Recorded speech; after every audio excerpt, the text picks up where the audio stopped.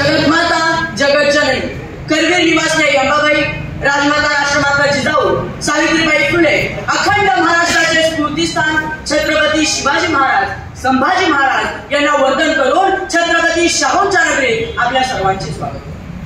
प्रभू रामचंद्रांना घडवणारी माता कौशल्या, आदर्श पुत्र आणि आदर्श राजा छत्रपती शिवाजी महाराजांना घडवणारी राजमाता राष्ट्रमाता जिजाऊ, आपल्या इरुडकर कुटुंबाला घडवणाऱ्या द्रौपदी इरुडकर म्हणजेच आपल्या आई साहेब. त्याचबरोबर माझ्यासारख्या 6.5 वर्षाच्या मुलाला, ज्याला न लिहिता येत होतं न वाचता येत होतं, अशा रेहानला वक्तृत्वाचे धडे देणारी माझी प्रथम गुरु म्हणजेच माझे. या संस्काराच्या गोष्टीवरून विषय लक्षात आला असेलच. नमस्कार, मी रेहान शेट्टी नदाल. विषय मांडतोय राजमाता जिजाऊ. शिवाजी महाराजांची आई जिजाऊ या विदर्भातल्या आणि शिवाजी महाराजांचे वडील शहाजी राजे हे मराठवाड्याचे. अहो, म्हणजे विदर्भातील लेख येते आणि हा मराठवाड्यातील पुत्र उभा राहतो आणि यांच्याच जाणीवेतनं स्वराज्य उभा करणारा शिवछत्रपती माझ्या महाराष्ट्रावर लोककल्याणकारी छत्र उभा करतो. सगळ्यात महत्वाची गोष्ट आहे. तर शहाजी राजे सारखा पिता आणि जिजाऊ सारख्या आई जर शिवाजी महाराजांना लाभल्या नसत्या तर काय झालं असतं ना, हा मोठा चिंतेचा विषय आहे. अहो, सध्याच्या बुलढाणा जिल्ह्यातील सिंदखेड राजा येथे राजे सिंदखेड वतनाचे 5000 मनसबदारांशी लखुजीराव जाधव आणि माळसाबाई यांच्या पोटी जिजाऊंचा जन्म झाला. अगदी लहानपणापासूनच पाळण्यात असल्यापासून आपल्या कर्तृत्ववान पिताच्या कर्तृत्वाचे पोवाडे त्यांच्या कानावर पडत होते. पण वयाबरोबरच पारतंत्र्याची जाणीव ही वाढत गेली आणि लाचारी व फेटुरीच्या रोगाचा त्या मुलापासून तिरस्कार करू लागला. अहो, ज्या वयात मुलं भावला भावलींचा खेळ मांडून संसाराची तालीम करण्यात रंग असतात ना, त्या वयात जिजाऊ मात्र तलवारीची मुठ खंड पकडण्यात रंग होता. लष्करी प्रशिक्षणासाठी लखुजींकडे हट्ट करणाऱ्या जिजाऊंना त्या काही शूरवीरांच्या कथा ऐकून बळ येत होता. कारण त्यावेळीची परिस्थिती प्रचंड वाईट होती. म्हणजे आया बहिणीच्या अब्रू वेशीवर टाकली जात होती, मुलींचा निलाव होत होता. अहो, स्वातंत्र्य काय असतं ना हेच विसरून गेलेला समाज निमूटपणे सगळे अत्याचार सहन करत होता. शेतकऱ्याची तर याहून वाईट अवस्था झाली. म्हणजे पिकवावं आपण पण कणकी मात्र माणसाची भरावी, घाम गाळावा आपण पण पोट मात्र दुसऱ्याचं करावं, अशी समाजाची दयनीय अवस्था जिजाऊंना पाहत नव्हती. या अन्यायाविरुद्ध लढणारा एक शूरवीर या मातीत जन्माला आलेला जिजाऊंना पाहायचा होता.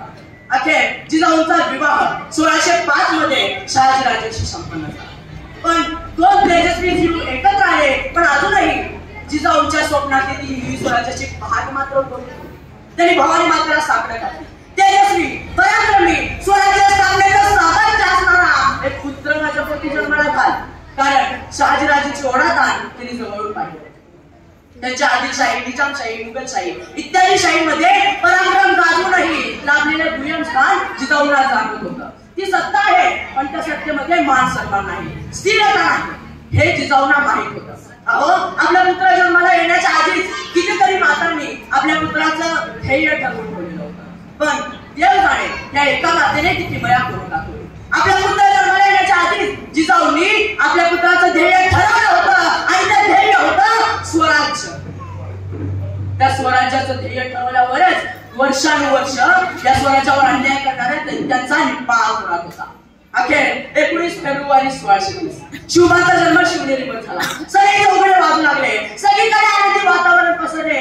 सह्याद्रीच्या दऱ्याखोऱ्यात एकच चांगली घुमली. माझा राजा जन्माला आला, माझा शिवबा जन्माला आला, तिथे दलितांचा कैवारी जन्माला आला.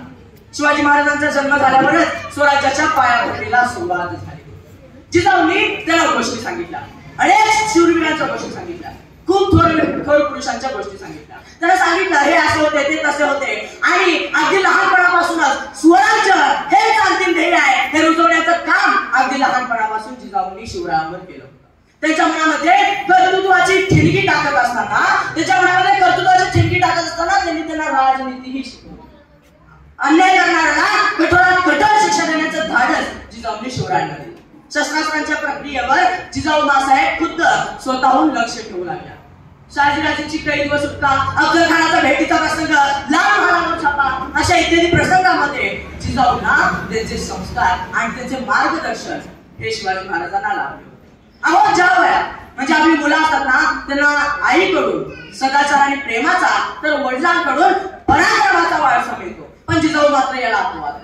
शहाजीराजांच्या गैरहजेरीमध्ये जिजाऊंनी अगदी दोन्ही भूमिका व्यवस्थित आणि सक्षमपणे शिवाजी महाराजांच्या आयुष्यात पार पाडल्या आणि या संस्काराच्या जोरावरती शिवाजी महाराजांनी हजारो वर्षांची गुलामगिरी मोडून काढली, हिंदवी स्वराज्याची स्थापना केली, आपल्या पुत्राच्या कर्तृत्वावर वेळोवेळी मार्गदर्शनाची फुंकर मारत आपल्या पुत्राला राजसिंहासनावर अधिष्ठित झालेला बघेपर्यंत जिजाऊंनी वेगवेगळ्या भूमिकेतून आपल्या शिवरायांच्या सोबत होता. अहो शेवटी जाता जाता एवढेच होईल, जिजाऊंसारखी आई आणि शिवरायांसारखा पुत्र सगळ्या घराघरात जन्माला आले पाहिजेत हीच ईश्वरचरणी